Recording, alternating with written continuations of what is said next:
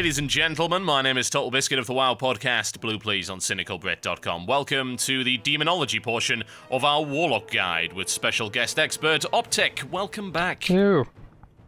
Yep. Indeed. It's gonna be good. This involves the summoning of demons and evil dark powers. That's what a Warlock's all about. Indeed. So as you see, Demonology, if you go to the talent trees, you gain the ability to summon a Felguard. This is a sort of an all-round pet. It's a heavy damage dealer, it can also tank a bit, and it gains some new abilities in this expansion. And it's annoying as hell in PvP, as I discovered yesterday in Twin Peaks. And your mastery here increases the damage that your demons do, and also how much damage you do whilst you're in your metamorphosis form. So, getting on to talent trees, and taking the pretty much the entire bottom tier. I mean, we've got Demonic Embrace, which is stamina. Let's not take that now, but let's definitely take Dark Art. It increases the DPS of your pet, essentially. Then Fel Synergy. As Demonology, you're going to want to keep your pets alive, so having a way of healing them is nice. Then Mana Feed again, especially when using your pets here. Them gaining extra mana as well as you gain extra mana is always good. Yep, it's a no-brainer. Now again, I'm a bit two minds about this one. Demonic Rebirth. This means that when your pet dies, you gain an instant cast pet summon. I'd say this potentially is quite good. Because, you know, should you make a mistake or place your pet incorrectly and it does die, being able to resummon it instantly without having to use a soul shard could be useful. So, I'm going to pop 2 points in that one. But you could also take Demonic Aegis. I mean, it's a bit of a... I mean, it increases the amount of health you regenerate through Fel Armor, which isn't a lot by a small amount. And it also increases... Oh, sorry, Demon Armor. You've got two kinds of armor. You can have a demon and fel. Demon increases your armor and means that you take additional healing, and this increases the amount of healing you receive from that. I don't personally see the use of Demonic Aegis in PvE. I imagine it as it's potentially quite good in PvP, but I don't know. I mean, it would have a little bit, I guess. Would you say that? Do you ever use demon armor in a PvE environment at all? I never have. Right. But you never know, there might be some unique fight that might need it, but I highly doubt it. Again, Master Summoner, I don't really see the point of this talent at all, because if you're out of combat, I mean, reduced mana cost of summoning pets, not really very useful. While out of combat, it's irrelevant, isn't it? And also, just reducing the cast time by a small amount doesn't seem to have a great benefit. It used to be. So we want to take 2 in Demonic Embrace then, maybe? Yeah, let's put 2 in there just to get us down. Actually, we just need the 1 by the looks of it. Do we? Oh yeah. Impending Doom. This is a great one. This means that your Bane of Doom has a greater chance of spawning a little imp. And it also means that when you cast Shadowbolt, Hand of Gul'dan, or Incinerate, which will basically be your main nukes, you have a chance to reduce the cooldown on your Metamorphosis transformation. Demonic Empowerment has changed. If you were familiar with it on live before patch 4, it used to be just a straight damage increase for your pets. It's now, it seems to be quite PvP oriented. Yeah, it seems to be, yeah, absolutely. This is mostly removing of stuns and healing up as well, isn't it? So I mean, in PvP I can see this being very nice, using it on your Felguard and then pummeling someone with its Felstorm ability. Making it even more annoying, yeah. So we're not going to take that for this, because it's got limited PvE use. So we're going to pop 2 more points in Demonic Embrace to get down. Now, Molten Core is essentially it's the main mechanic of Demonology. I still believe it is. I mean, essentially it means you have to switch your main nuke between Shadow and Fire periodically based on when this procs. Yeah, it's kind of like a mini Eclipse, isn't it? The Druid mechanic. I mean, your Shadow Bolts hit harder than Incinerates, and Incinerate, although it's got a lesser casting time, hits considerably less unless you've got all the fire buffs that Destruction has. So this one essentially means that you reduce your cast time on Incinerates and how hard they hit. So yeah, essentially this means that your main nuke will be Shadow Bolt until this procs, then it will be Incinerate. When this procs, you get 3 stacks of the buff. So it's pretty tricky to use this buff efficiently without some kind of buff tracker. because it's possible for it to proc during a proc, if that makes sense. So you just refresh the stacks, which is never obvious. Never obvious. Hand of Gul'dan, this is an entirely new ability. This brings down it's a large damage, kind of very small AoE that increases the damage that your pets do. You also have the Aura of Foreboding, which is an additional effect on this, which means that anything within the AoE effect of it will be rooted and stunned if they are still in the aura when it runs out. So again, potentially limited PvE use, but probably worth taking nonetheless. The way that they're dealing with AoEs across the three trees now, I mean, pretty much all three trees used to use Seed of Corruption regardless. Now they're making Affliction use Seed of Corruption, Demonology try and use Hellfire, and the next few talents are to buff that spell, and Destruction to use Rain of Fire. So it's a different AoE for each class. So Inferno gives us additional things for our Hellfire buff, which means that you can now cast it whilst moving, and it has a much greater range. Ancient Grimoire. This is an interesting one, which wasn't immediately apparent why it was useful. I mean, now people have been able to test some of the temporary pets on live. They can probably see the benefit. The temporary pets hit very hard. You have a 10-minute cooldown. You have a Doomguard, which is a single target nuker, and Infernal, which is a large AoE hit followed by a constant pulsing AoE. So we're going to take that because an extra 20 seconds on them is going to be very beneficial.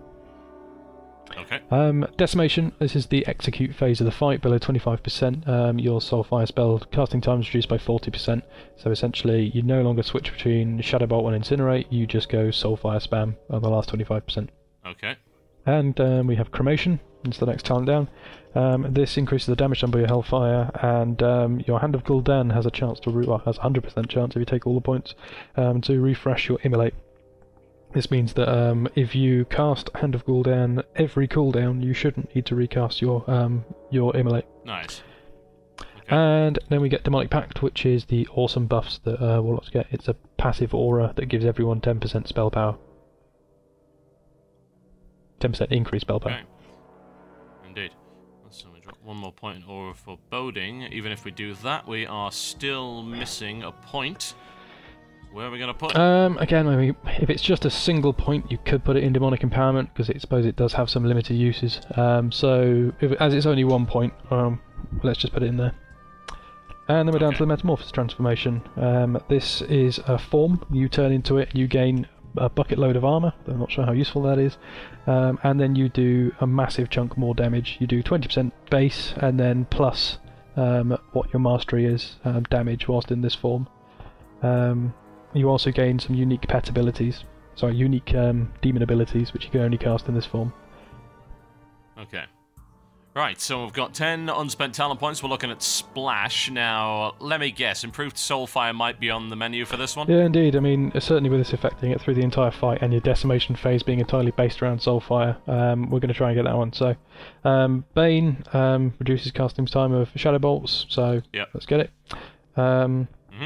And Shadow and Flame, again, this gives you the 5% crit debuff on the boss, and also increases the damage of your main nukes. We've got 4 points left, which means we could take either Improved Immolate, or Ember Storm, or Improved Soulfire, really. I suppose you could take Improved Life Tap if you were having mana problems, but this is where the choice comes. But for sake of argument, let's try Improved Soulfire. It does make things quite tricky, but let's pop it in there. And also Ember Storm. This is reduce the cast time in your Soulfire. Now, if you're going to be keeping that improved Soulfire buff up, then having a decreased casting time on that is going to be very useful. Yep. So, just for the sake of argument, I mean, these may not be optimal, but these are the talents we're going to use here. So let's lock those in. Okay, lock those in. Right. Okay, let's have a look at some glyphs. Now with these, I mean, you've got a choice mainly between. I mean, Immolate is going to be one of your main spells, as is Incinerate. So both of those are viable. Metamorphosis increases the time you spend in demon form. Being as your DPS is increased so much by your demon form, and the cooldown may be decreased by lucky procs, I'd say this is a pretty good glyph to take. Okay. So then the choice really comes down to whether you're going to go with, I suppose, Felguard increases the damage done by your Felguard spell. Again, we'd need some sort of theory crafting to work out whether that's more or less beneficial than Immolate or Incinerate. Again, it's hard for me to say without the theory crafting behind this, but you could, yeah, there's a toss-up between all of those glyphs. Let's just leave it as it is. I think we've got Felguard, Metamorphosis and Immolate in. Again, like I said before, these may not be optimal, but there's a debate to be had. Well, yeah, at the moment it's a matter of choosing what's better for your playstyle, because, like I said, the theory craft is not complete on this yet, and of course is in a state of flux. We still have about a month left to go before Cataclysm launches, so there is a chance for a lot of changes. Let's go and have a look at some major glyphs, and like you said before, this is mostly utility. I think we're keeping most of these the same. Yeah, I mean, I'd say Shadowbolt is quite a useful glyph here because reduced mana cost and your main nuke when mana is becoming a considerable issue in Cataclysm. It's always good to have that. Again, I mean, there's potentially other glyphs you could take here, but I'm just going to stick with Fear and Soul Link as just fairly standard good bonuses. Indeed, and of course I have Kilwog, very Indeed. important. So, we're just about sorted there. Indeed, right, so we've got to set up some bars. Let's have a look at that. Mine have all gone since we last did this, so... well, you're going to need Immolate and Corruption. They are your two main dots. So, I don't know, you're probably not going to open with those because you've got improved Soulfire, but Immolate and Corruption you're going to want to keep up the whole fight. You should be able to keep Immolate up by keeping Hand of Gul'dan up, by always casting Hand of Gul'dan when it's on cooldown. This might not always be possible, but do it if you can. So, find your Hand of Gul'dan. Mine's gone off my bars. Okay. Hand of Gul'dan. Now you're going to want to have some way of switching between Shadowbolts and Incinerates, because whenever your Molten Core procs, you're going to want to switch. They have added a power aura effect for when Molten Core procs, but there's still no way of tracking the stacks of Molten Core, so you get the you have Molten Core on the screen, but you don't know you've run out of stacks until it disappears, and it may proc again during it. So. Indeed.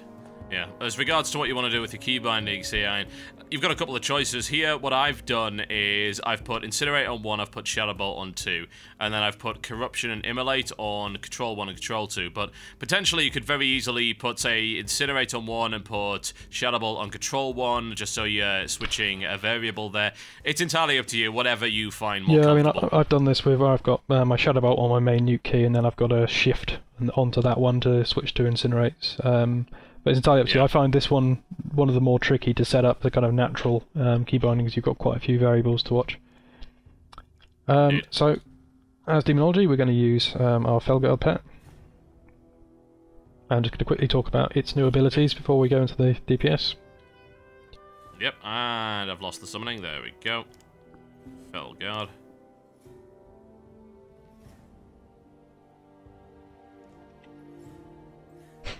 Vigoril.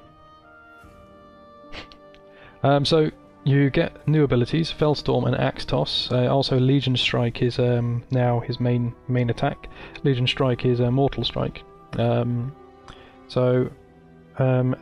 think Pursuit, which is his charge, and Legion Strike are both on autocast. However, Fellstorm and Axe Toss are not on autocast. They may also not be on your bar by default. So you'll want to check this when you log into live. Indeed.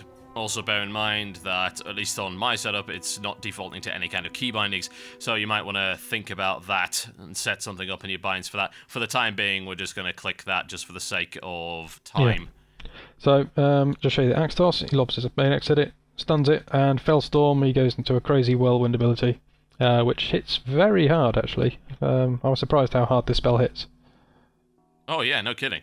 45-second cooldown on it. It's going to be another cooldown to watch during PvE, but I can see that being fairly deadly in PvP. So, just recall your pet. Damned if I can remember how to do that. There we go, passive. Stop, quit. There we go. If it's on passive, don't forget to send it in at the beginning of the fight. Yep. Okay, so on the bar at the minute, I've got Shadow Bolt, and then I've got Incinerate. I've got my 2 dots, Immolate, and Corruption. I do have Fell Flame still. Always nice to have that if we need to move. I've got Hand of Gul'dan. I also have... do we use Bane of Agony, or do we use Bane of Doom? I assume Doom. Yeah, there's the Impending Doom talent, which gives your Bane of Doom a boost, so we're going to use Bane of Doom here. Okay. So anything else that I'm missing on my bars that could be useful just for a single target nuke? Not for a single target, although, well, so you should have your Soulfire, Incinerate, Shadow Bolt, all that, and then your dots and Hand of Gul'dan. Not a lot else you really need. Obviously, make sure your stance bar is in a good place, and don't forget to use it. Oh, that's a point. Your stance abilities. If you go to your Demonology tab in your spellbook, and then you sort of look at some of them, they have the word Metamorphosis underneath them. They confusingly have almost identical icons to other spells. You have Demonic Leap and Immolation Aura.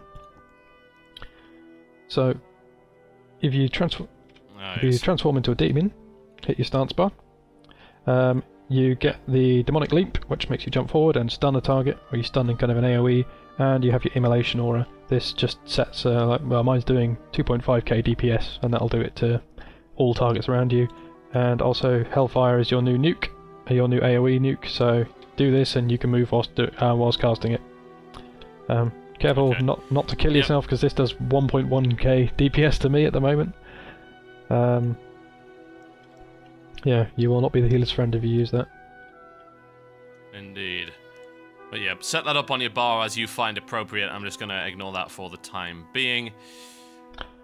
What else do we have? Make sure I've got Hellfire on the bar. Where did I put that? That's actually in Destruction, isn't it? There we go.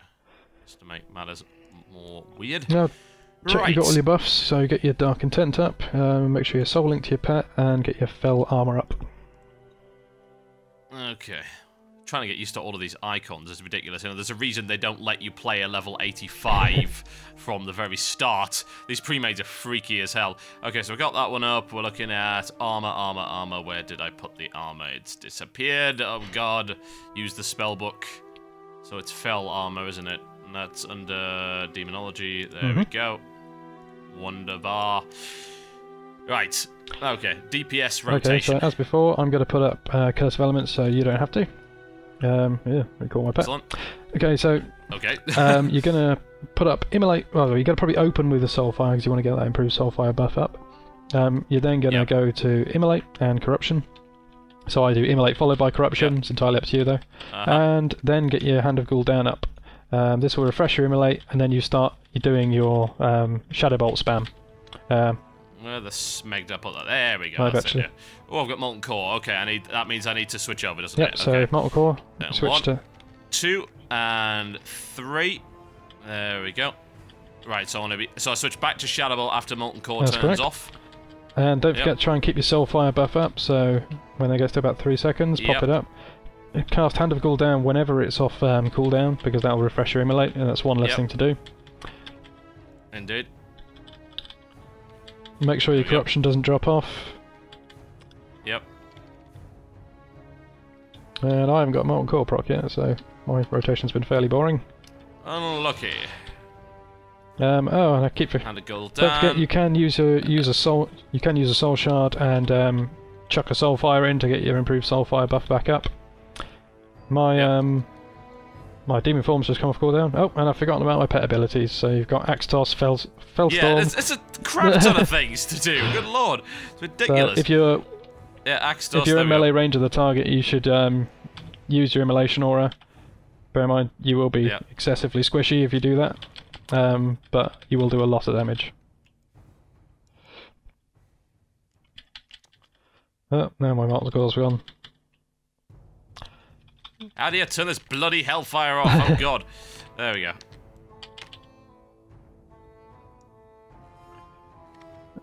So, I mean, even though we're just pressing random buttons pretty much at the moment here, we're doing reasonable DPS. The DPS is fairly high, yeah.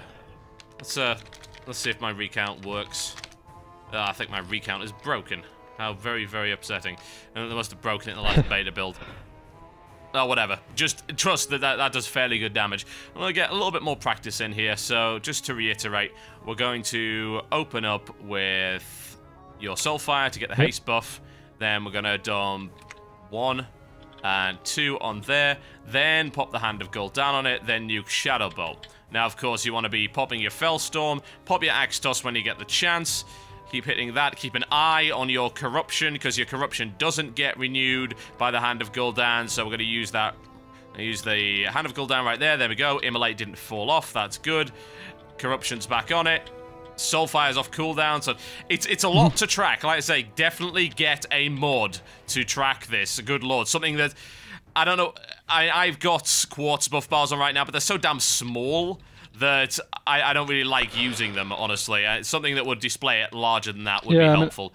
There are a number of mods. I set up my quartz quite large. I mean, my buff bars are probably about the same size as your cast bar is now. My buff bars are the same size as the default quartz cast bar, and my quartz cast bar is massive. Yeah. So, indeed. So, Summon Infernal. There we go. This should be part of your rotation. Splat. Yeah, certainly. I mean, I'm pretty sure that Demonology Warlocks are the most powerful AoE class in the game. That's my opinion, because you've got the Summon Infernal, massive AoE boost. You've got your Hand of Gul'dan, which is going to be AoE boost. You've got you got your Hellfire, and you've got your Immolation Aura. Immolation Aura hits ridiculously hard, and if you're Hellfiring as well, your DPS will just go through the roof on AoE packs. However, this is Cataclysm, so I can't see massive AoE being particularly useful.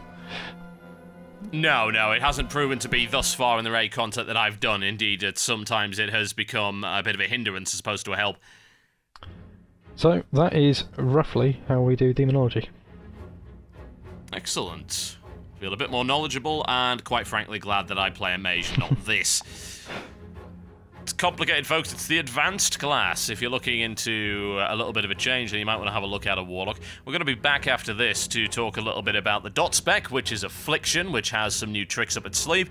And then after that, we'll talk about the Soul Shard system and the 3 new spells that we've got available. Optec is my special guest today, talking about Warlocks. He's the expert, and if you want to go check out his channel, you can do that. Click the link in the annotation right up there, or in the description of this video, to take you there, and don't forget to subscribe. My name's been TotalBiscuit here with Optec, and we'll be back after this with some Affliction.